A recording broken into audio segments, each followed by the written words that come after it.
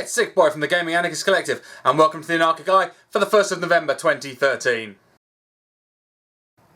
Well, in an entirely surprising turn for Nintendo, they discovered that when they allowed the 3DS for people to send pictures to each other, they have been absolutely mortified to discover that people have been sending obscene images to each other, particularly young people, and have now banned the ability to use Street Pass to send picture messages to each other.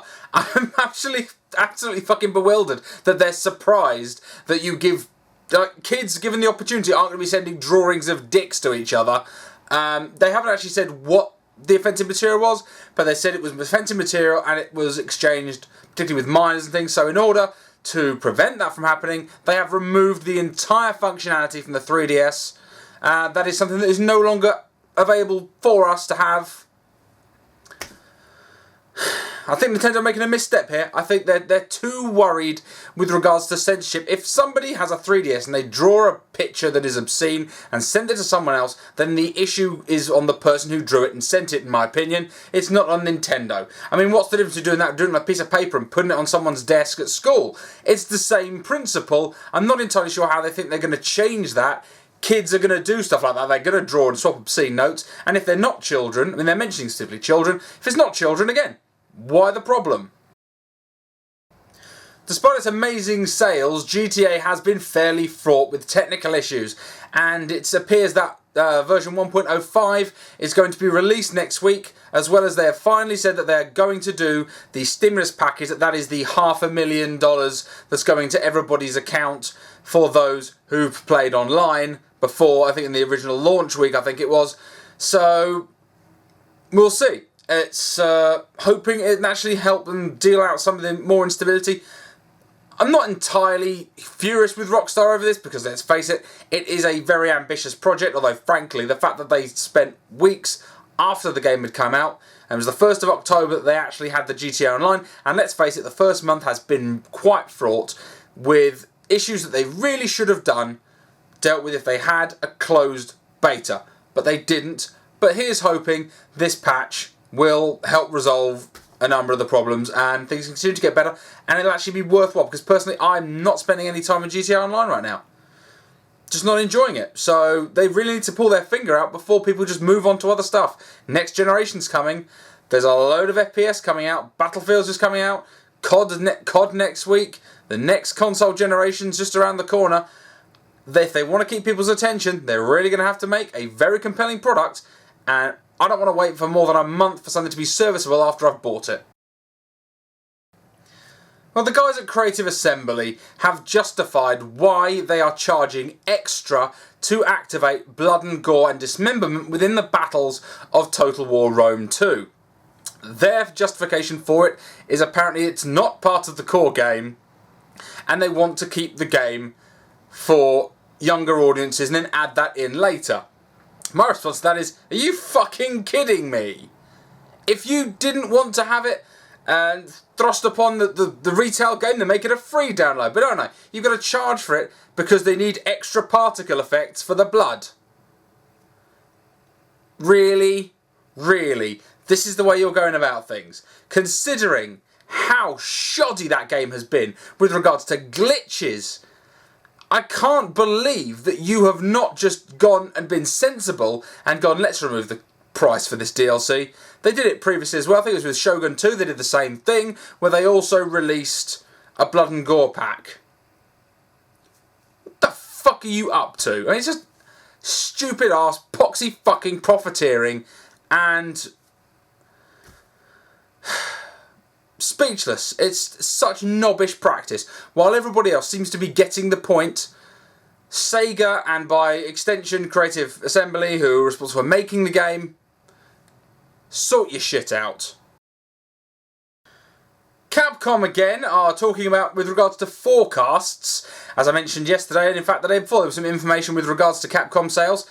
Now, they've just come out and they've said that their projection for Dead Rising 3, the #1, I would say, launch title for the Xbox One, because frankly Rise does not impress me. I can imagine that Dead Rising really is one of the reasons that a lot of people want the Xbox One.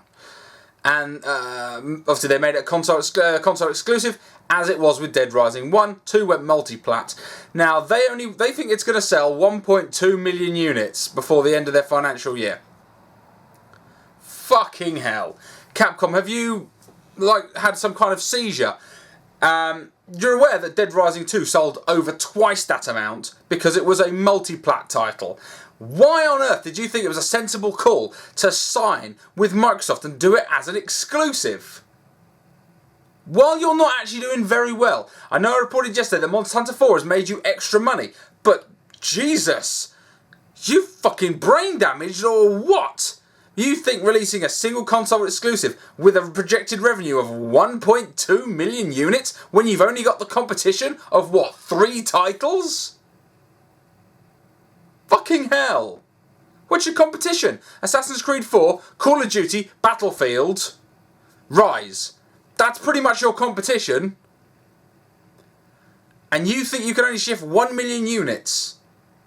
Well, you either have seen the Xbox One pre-orders and seen how abysmal they are, or you have absolutely no confidence in your product. The fuck? 1.2 million for a AAA release from Capcom? That is pathetic. When DMC made that many sales, I laughed it out the fucking park. That was a pathetic amount of sales. Sort that out, Capcom. Christ almighty. You want to start bringing your finances back into control. You really don't want to be releasing specific console exclusives that add in a brown, boring-ass colour palette, no matter how much you think it's true to the original game, and then project 1.2 million units. Fucking hell. Next time, dickheads, multi-plat. Microsoft have been trying to make some sensible noises by controlling rumours and concerns with regards to the Kinect, what it captures and where it goes. They've released an FAQ, which will be in the description field, where they claim that things like facial expressions, what the camera in fact records of you is kept on the machine locally and gets wiped, and is not something that they're going to share with any third parties. So they're claiming that that information will not be shared. Whether you believe that or not, that is entirely your prerogative. What they have, however, said is that they will utilise data that they can obtain to the fullest extent of the law, which is entirely understandable. That's exactly what I would expect them to do. So, don't expect talking through your microphone during gameplay is definitely not protected. They will record that, they will use that however they see fit. However, they do claim they're not sitting and watching your fat, which people have been going on about. I didn't really think that was going to be an issue anyway. I'm more concerned about them utilising my habits and my movements and who's in the room and using that to target shifty fucking adverts. Because the Xbox dashboard has got bad enough advertising without it being catered specifically to me. That's just a pain in my arse that I don't want. But hopefully this is entirely their word and they will stick to it. They have claimed a great deal of things that will not be shared. Other things when they say with your permission. But bear in mind, when they say with your permission, that just means you've clicked agree to their TOS, which you have to do in order to activate the machine. So don't think they're going to phone you up and ask your permission. If you have the software, you agree to their terms of service. And their terms of service will be that they will use the data to the full extent of the law. Warner Brothers here, cap in hand, to beg our forgiveness for the state of Arkham Origins, which I'm glad to see. They've come out and said that there are 3 major issues that they're looking to fix, including infinitely falling out of the world, Jesus Christ, issues with actually continuing the game. Oh, dear God. Anyway, there have been issues with this game. It is not the high quality that people were expecting. I personally have thus far enjoyed it as just an iterative Arkham City 0.5.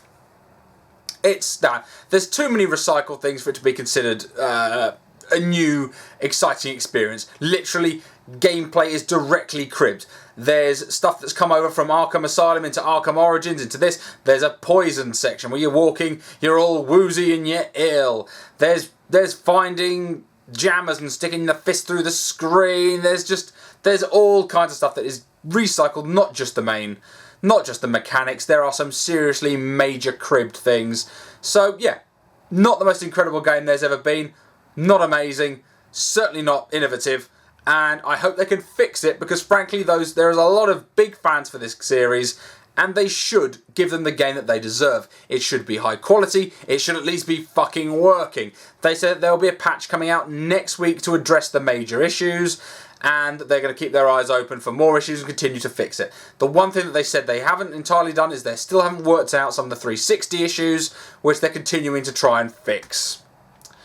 Anyway guys, you've been looking through the 2020 vision of the Anarchic Eye. Thanks a lot for watching. Catch you guys later.